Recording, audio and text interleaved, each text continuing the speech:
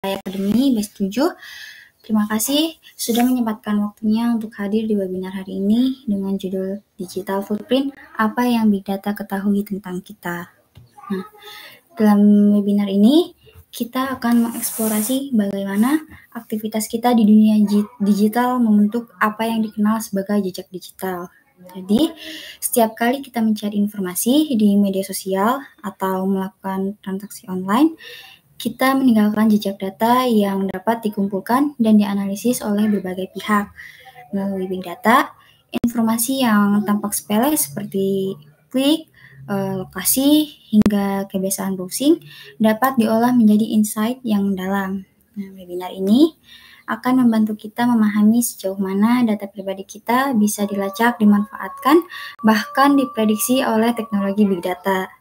Lebih jauh lagi, kita akan membahas manfaat dan resiko dari jejak digital ini. Bagaimana data ini digunakan untuk meningkatkan pengalaman pengguna atau mempermudah layanan, dan seberapa besar resiko privasi yang mungkin kita hadapi. Di sini ada 10 pembahasan yang akan kita bahas. Yang pertama, pengertian digital footprint. Kedua, jenis-jenis digital footprint. Ketiga, konsep dasar Big Data. Keempat, pengumpulan data. Kelima, analisis data oleh Big Data. Keenam, informasi dari jejak digital. Yang ketujuh, dampak positif. Lalu ada dampak negatif.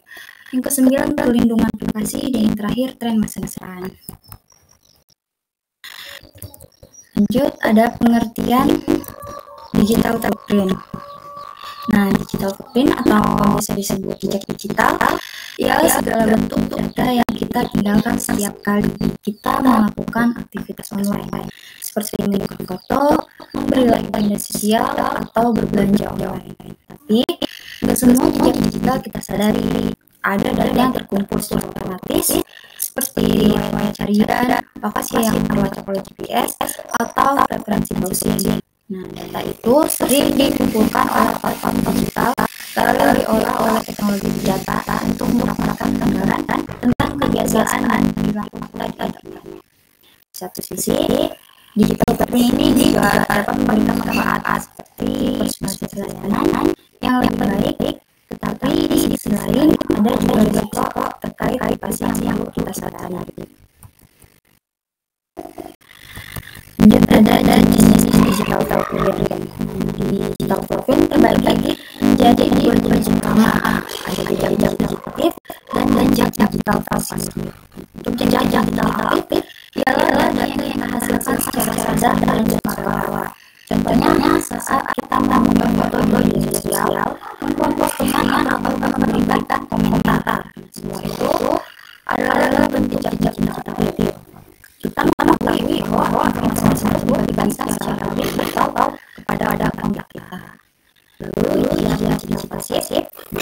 Jejak digital pasif ini data yang dikumpulkan tanpa kita sadari. Biasanya terjadi ketika kita bisa berselancar di internet tanpa membagikan informasi apapun. Contohnya, riwayat harian yang tercatat oleh sehari, data lokasi yang dikumpulkan oleh rekan kita, atau klik yang dilacak oleh situs web. Ini digunakan untuk menangkap kita dan seringkali digunakan oleh perusahaan untuk mempersonalisasi iklan atau menyiapkan konten. Kedua jenis jejak digital ini membentuk profil online kita dan dapat dianalisis oleh teknologi Big Data untuk berbagai keperluan, baik yang bermanfaat maupun yang mungkin beresiko terhadap privasi kita. Ada konsep dasar Big Data. Konsep dasar Big Data merujuk pada kumpulan data yang sangat besar, kompleks, dan terus berkembang yang tidak dapat dikelola dengan metode pengolahan data tradisional. Big Data mencakup berbagai jenis data yang datang dari sumber-sumber yang berbeda, seperti media sosial, sensor, aktivitas, atau data transaksi. Teknologi Big Data digunakan untuk mengekstrak informasi penting dari data yang sangat besar ini, dengan tujuan membantu pengambilan keputusan, mengidentifikasi pola, atau memprediksi tren di masa depan. Big Data juga memiliki 5 karakteristik, di antaranya ada volume, yang mengacu pada ukuran data yang sangat besar. Lalu ada velocity, itu kecepatan data yang dihasilkan sangat tinggi dan seringkali real time. Lalu ada variety, yang dimana big data datang dalam berbagai bentuk dan jenis, baik terstruktur maupun tidak terstruktur. Yang keempat ada velocity.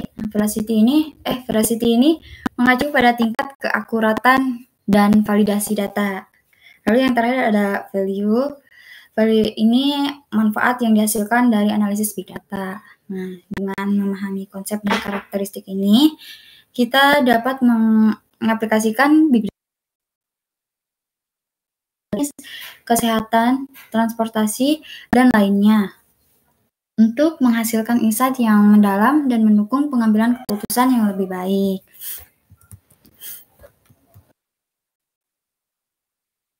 Lalu ada sumber pengumpulan data.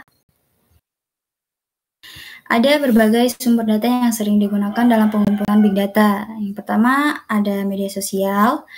Media sosial ini salah satu sumber terbesar di mana data seperti interaksi, like, komentar, dan posting pengguna itu dapat dianalisis untuk memahami preferensi dan tren. Lalu ada e-commerce.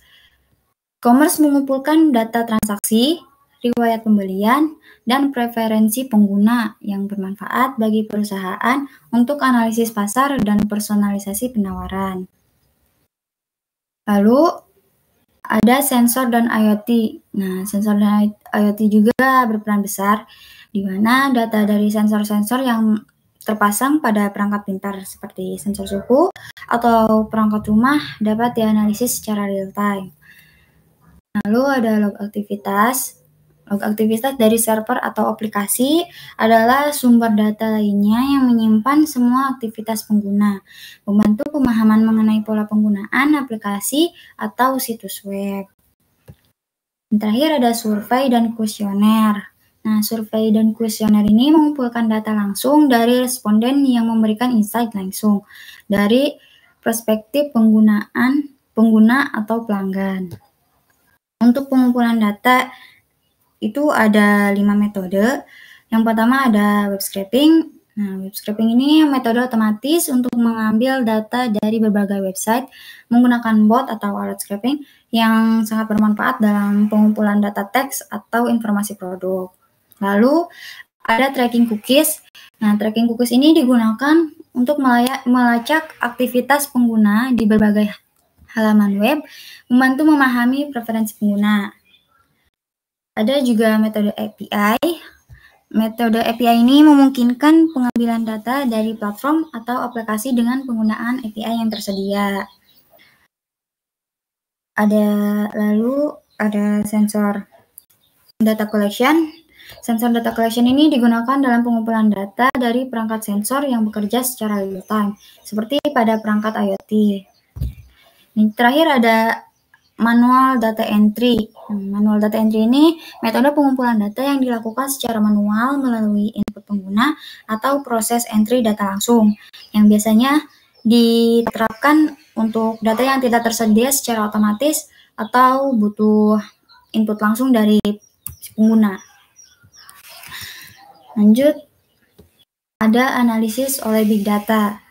Nah, big data analisis adalah proses pemanfaatan data berukuran besar untuk mengungkap pola dan insight yang berguna. Dengan data, perusahaan ini dapat melakukan analisis yang lebih mendalam untuk mendukung pengambilan keputusan, mengoptimalkan strategi bisnis, dan memprediksi tren di masa depan. Nah, analisis big data mencakup berbagai jenis data, termasuk data terstruktur seperti tabel angka, dan data tidak terstruktur seperti teks atau untuk prosesnya itu ada 5 tahapan. Yang pertama yaitu mengumpulkan data dari berbagai sumber seperti media sosial, sensor, IoT, dan transaksi online. Lalu yang kedua, data disimpan di penyimpanan yang scalable. Yang ketiga yaitu membersihkan data untuk memastikan bahwa si data ini bebas dari error, duplikasi, dan juga relevan atau tidak data tersebut supaya hasil analisisnya itu akurat. Setelah data bersih, Data tersebut dianalisis dengan menggunakan teknik statistik dan machine learning agar menemukan pola atau tren dalam data tersebut. Yang terakhir, visualisasi data, yaitu mempresentasikan hasil analisis dalam bentuk grafik atau visualisasi agar memudahkan pemahaman orang yang lebih baik.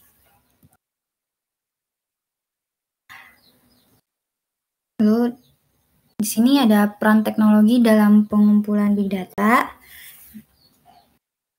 Dalam era big data, teknologi seperti artificial intelligence atau AI, machine learning atau ML, dan algoritma analisis itu memainkan peran penting dalam proses pengumpulan dan analisis data. Nah, di sini ada tiga teknologi. Yang pertama, AI. AI ini dapat memungkinkan komputer untuk bekerja lebih cepat dalam mengolah data besar dan mengekstrak informasi yang relevan tanpa melibatkan banyak orang. Lalu yang kedua, machine learning. ML ini bagian dari AI juga yang memungkinkan komputer belajar dari data historis dan mengenali pola dalam data baru. Dengan machine learning, komputer dapat terus memperbaiki akurasi dan efisiensi analisis data, sehingga hasilnya bisa lebih cepat dan tepat waktu. Terakhir, ada algoritma analisis. Algoritma analisis ini sebuah perangkat matematis yang dirancang untuk memproses dan menganalisis data dalam jumlah besar. Lanjut, ada visualisasi data. Visualisasi data ini cara untuk menyajikan informasi dalam bentuk grafik, diagram, atau peta, sehingga data yang awalnya mungkin sulit dipahami menjadi lebih mudah dilihat dan dimengerti. Nah, visualisasi ini sangat berguna ya, terutama ketika kita berhadapan dengan data dalam jumlah besar atau informasi yang kompleks. Dengan visualisasi, pola atau tren dalam data menjadi lebih mudah diidentifikasi, bahkan oleh audiens yang mungkin tidak memiliki latar belakang teknis. Tujuan dari visualisasi data ialah meningkatkan pemahaman dan mempercepat proses pengambilan keputusan. Dengan melihat data dalam bentuk visual, kita bisa langsung melihat pola atau anomali yang mungkin tidak terlihat dalam data mentah. Nah, hal ini sangat membantu para pengambil keputusan karena mereka bisa memahami informasi yang lebih cepat dan membuat keputusan yang lebih tepat. Next, ada informasi dari jejak digital. Apa itu informasi jejak digital? Nah, informasi jejak digital itu kumpulan informasi yang kita tinggalkan setiap kali kita berinteraksi di dunia digital, baik melalui media sosial, pencarian online, atau transaksi di e-commerce. Nah, di sini ada 3 contoh. Yang pertama, data lokasi. Nah, data lokasi ini dapat mengungkapkan tempat yang sering kita kunjungi, memberi wawasan tentang pola aktivitas kita. Lalu, yang kedua, riwayat pencarian. Nah, riwayat pencarian bisa menunjukkan minat atau kebutuhan yang sedang kita cari. Misalnya, jika kita sering mencari informasi tentang topik tertentu, akan memperlihatkan minat kita dalam bidang tersebut. Yang ketiga, ada interaksi di media sosial. Interaksi di media sosial ini seperti postingan yang kita sukai atau akun yang kita ikuti juga menjadi bagian dari jejak digital kita. Hal ini membantu platform memahami preferensi kita dan merayakan konten yang relevan. Jadi, jejak digital ini kemudian bisa digunakan oleh berbagai pihak seperti perusahaan atau lembaga analisis untuk memahami perilaku konsumen atau untuk keperluan pemasaran yang lebih profesional. Dengan memahami jejak digital, kita menjadi lebih sadar akan jejak yang kita tinggalkan dan bagaimana data tersebut mungkin digunakan. Sebelum lanjut, apakah ada yang ingin bertanya?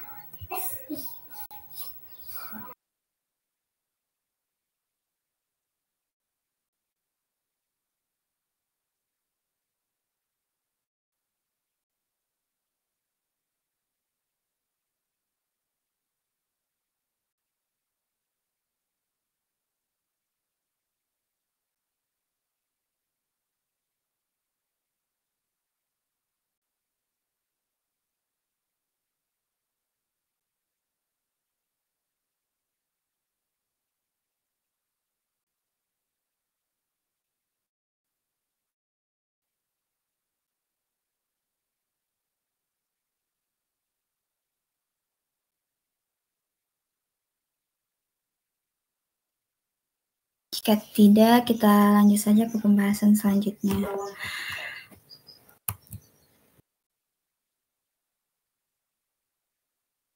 Lanjut, ada dampak positif. Ada 3 dampak positif dari digital footprint. Yang pertama, ada pengalaman yang dipersonalisasikan. Kedua, peningkatan layanan. Dan yang ketiga, akses lebih mudah ke informasi. Nah, pengalaman yang dipersonalisasi ini data dapat digunakan untuk memberikan rekomendasi yang sesuai dengan minat pengguna.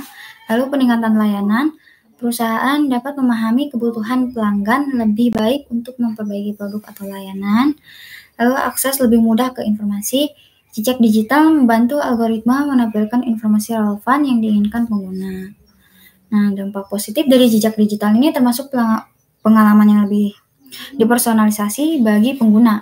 Misalnya ketika kita berbelanja online atau menonton video di platform streaming, jejak digital kita membantu sistem merekomendasikan produk atau konten yang sesuai dengan minat kita. Selain itu, jejak digital memungkinkan peningkatan layanan. Kenapa? Karena perusahaan dapat menggunakan data dari jejak digital untuk memahami kebutuhan pelanggan mereka, sehingga mereka bisa terus memperbaiki produk atau layanan. Misalnya, data dari interaksi pengguna dapat membantu perusahaan mengenali tren atau masalah yang perlu diselesaikan. Lalu ada dampak negatif dari footprint. Sama seperti dampak positif, di sini ada 3 dampak negatif dari footprint. Yang pertama, resiko privasi. Yang kedua, manipulasi dan penyebaran informasi. Yang ketiga, penargetan iklan yang berlebihan. Nah, dampak negatif dari jejak digital juga penting untuk diperhatikan. Salah satunya adalah resiko privasi. Jika data kita tidak terlindungi dengan baik, ada kemungkinan data pribadi kita disalahgunakan oleh pihak yang tidak bertanggung jawab. Misalnya, data kita bisa digunakan untuk pencurian identitas atau tindakan lainnya yang merugikan. Selain itu, jejak digital bisa memungkinkan manipulasi dan penyebaran disinformasi. Data kita mungkin digunakan untuk mempengaruhi cara kita berpikir atau bertindak, terutama dalam konteks politik atau sosial. Dengan memahami kebiasaan dan preferensi kita, algoritma bisa diarahkan untuk menampilkan konten tertentu yang mungkin memengaruhi opini kita. Terus, jejak digital memungkinkan perusahaan mengetahui minat kita secara detail, sehingga mereka bisa menampilkan iklan yang sangat sesuai dengan apa yang kita cari. Tapi, jika dilakukan secara berlebihan, pasti kita juga merasa terganggu. Jadi, memahami dampak dari jejak digital itu sangat penting agar kita bisa memanfaatkan dampak positifnya sambil mengurangi resiko negatifnya melalui langkah-langkah perlindungan privasi.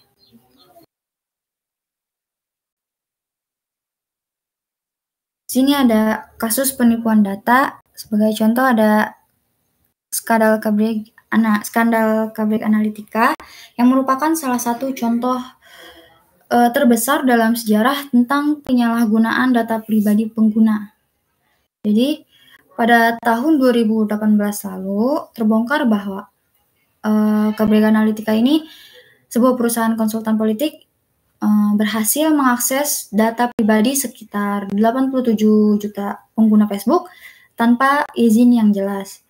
Nah, datanya itu dikumpulkan melalui aplikasi kuis yang tampaknya itu nggak berbahaya, namun aplikasi ini tidak hanya mengumpulkan data dari pengguna yang mengunduhnya, tapi juga dari teman-teman mereka di Facebook. Nah, tujuannya apa? Tujuannya itu untuk mendukung kampanye politik tertentu, termasuk dalam pemilihan Presiden AS tahun 2016 dan referendum Brexit. Nah, Cambridge Analytica ini menggunakan data yang diperoleh untuk menciptakan profil psikologis dari pengguna Facebook yang memungkinkan mereka menargetkan iklan politik secara spesifik kepada orang-orang berdasarkan preferensi dan kecenderungan psikologis mereka.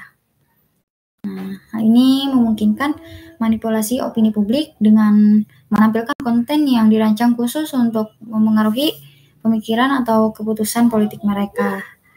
Lalu, dampaknya apa? Jadi, dampak dari skandal Cambridge Analytica ini, banyak pengguna merasa privasi mereka itu dilanggar, dan skandal ini memicu perdebatan global tentang bagaimana perusahaan teknologi harus bertanggung jawab atas data mereka yang dikelola. Nah, skandal ini juga membuat banyak orang sadar akan resiko jejak digital dan pentingnya melindungi data pribadi. Selain itu, setelah skandal ini, berbagai regulasi baru seperti GDPR di Uni Eropa diperkenalkan untuk memperketat perlindungan data pengguna. Nah, pelajaran penting yang bisa kita ambil dari kasus ini, pentingnya transparansi dalam penggunaan data. Kita harus mengetahui bagaimana data kita digunakan dan harus memiliki pilihan untuk menyetujui atau menolak. Selain itu, harus menunjukkan kebutuhan akan regulasi yang lebih ketat untuk memastikan data pengguna dilindungi dan dari penyalahgunaan.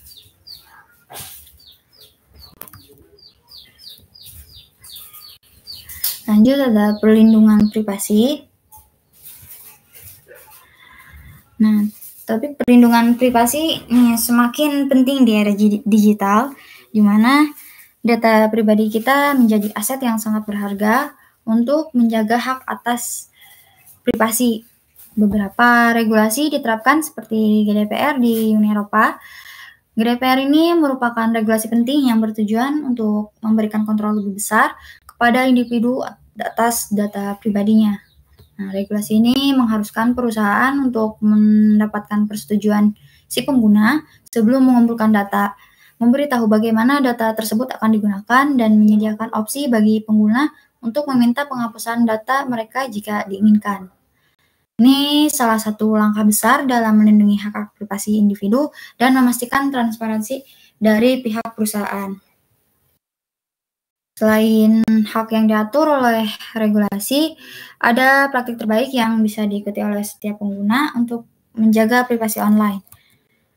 Salah satu cara yang dapat dilakukan adalah mengatur privasi di media sosial.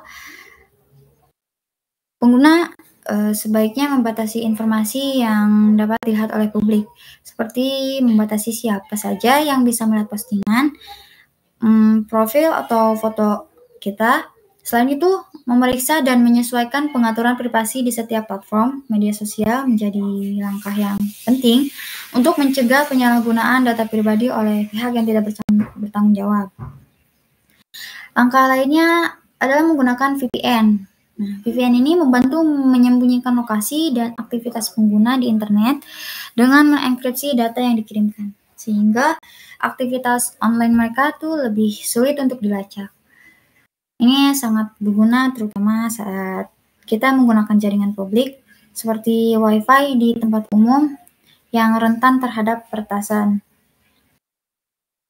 Kesadaran akan hak-hak privasi dan penerapan praktis terbaik ini sangat penting dalam menjaga keamanan data kita di dunia digital. Dengan memanfaatkan regulasi yang ada dan mengambil langkah-langkah proaktif, kita dapat lebih tenang dan aman dalam menjalankan aktivitas digital sehari-hari.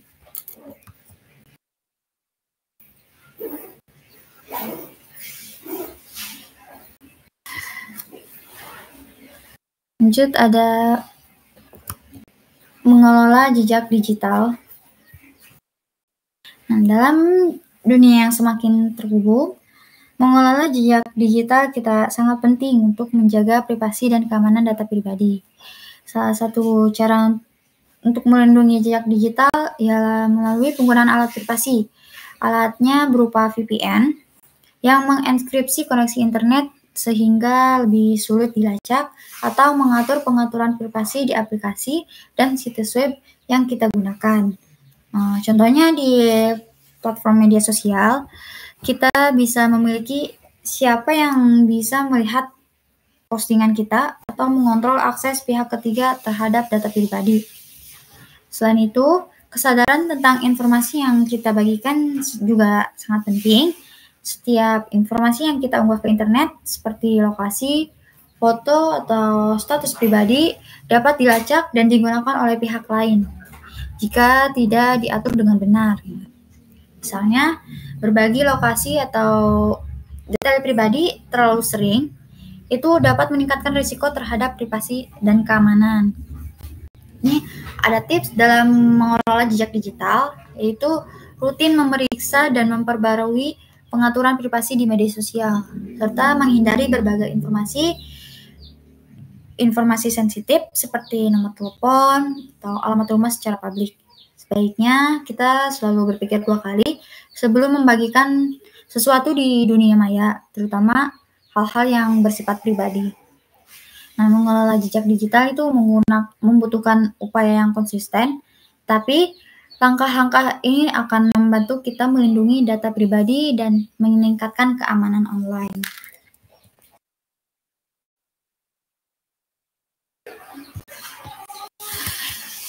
Ada kesadaran masyarakat. Seiring dengan meningkatnya penggunaan teknologi dan internet dalam kehidupan sehari-hari, kesadaran masyarakat akan pentingnya perlindungan data pribadi dan privasi digital ini menjadi hal yang semakin krusial. Jejak digital yang kita tinggalkan saat menggunakan internet dapat memberikan dampak positif seperti kemudahan dalam berbagi layanan, tapi juga memiliki resiko jika data tersebut disalahgunakan oleh pihak yang tidak bertanggung jawab. Oleh karena itu, edukasi menjadi kunci utama dalam meningkatkan kesadaran masyarakat terkait resiko dan manfaat jejak digital ini. Nah, pentingnya edukasi terletak pada kemampuannya untuk memberikan pemahaman tentang resiko yang ada, serta manfaat dari pemahaman yang baik tentang privasi digital. Dengan edukasi yang tepat, masyarakat akan lebih sadar dalam menggunakan teknologi, seperti memahami cara mengatur privasi di media sosial, menghindari membagi informasi yang terlalu pribadi, dan memahami hak mereka atas data yang mereka miliki. Untuk mencapai kesadaran yang lebih luas, inisiatif edukasi seperti program pendidikan, pelatihan, dan kampanye itu sangat dibutuhkan. Inisiatif edukasi yang bisa dilakukan adalah webinar, pelatihan khusus, dan kampanye digital tentang perlindungan data dan privasi di sekolah. Dengan adanya inisiatif ini, masyarakat akan memiliki pengetahuan dan keterampilan yang dibutuhkan untuk mengelola jejak digital mereka dengan lebih baik. Lanjut, ada tren masa depan dalam footprint. Nah, dalam beberapa tahun ke depan, kita akan melihat perubahan besar dalam cara jejak digital dikelola, dianalisis, dan dilindungi. Inovasi teknologi menjadi salah satu pendorong utama dalam perkembangan ini, terutama dengan kemajuan di bidang kecerdasan buatan dan teknologi blockchain.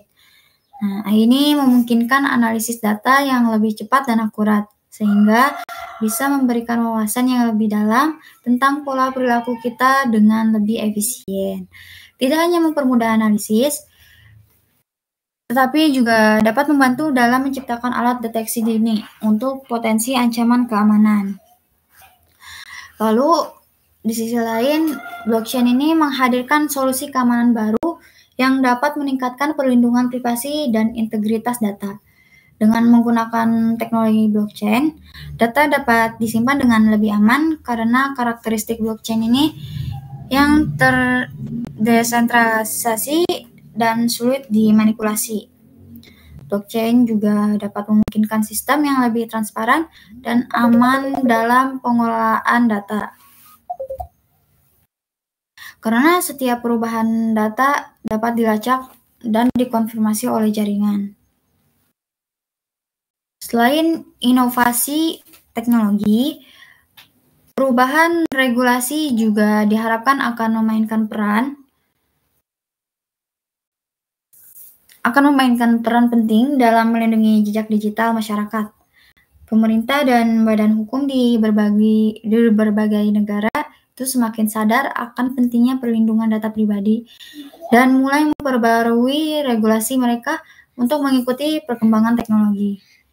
Regulasi seperti GDPR di Uni Eropa telah membuka jalan bagi standar baru dalam privasi data, dan tren ini diperkirakan lanjut di banyak negara lain. Jadi, secara keseluruhan, masa depan dalam digital footprint ini akan semakin bergantung pada integrasi teknologi canggih dan regulasi yang ketat.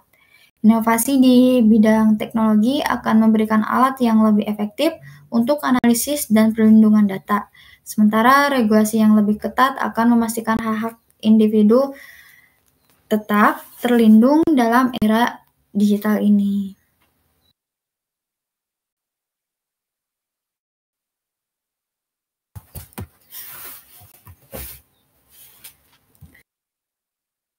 Lanjut, ada dampak teknologi baru. Dengan hadirnya teknologi baru seperti AI, IoT, dan machine learning, pengumpulan dan analisis data menjadi jauh lebih cepat dan efisien. Perangkat IoT seperti sensor di rumah pintar atau di kota pintar memungkinkan pengumpulan data real-time, memberikan kita data yang lengkap dan akurat. Ini membuka peluang bagi peningkatan layanan dan pengalaman pengguna. Di sisi lain, AI dan machine learning ini membuat analisis data besar menjadi lebih efektif. Algoritma ini mampu mengenali pola yang kompleks, memberikan wawasan yang dalam, dan prediksi tren yang berguna untuk perencanaan dan pengambilan keputusan. Namun, kemajuan ini juga menimbulkan resiko terhadap privasi karena semakin banyak data personal yang dikumpulkan, maka penting bagi kita untuk menggunakan teknologi ini secara bijak, memastikan data dilindungi dan privasi pengguna itu tetap dihormati.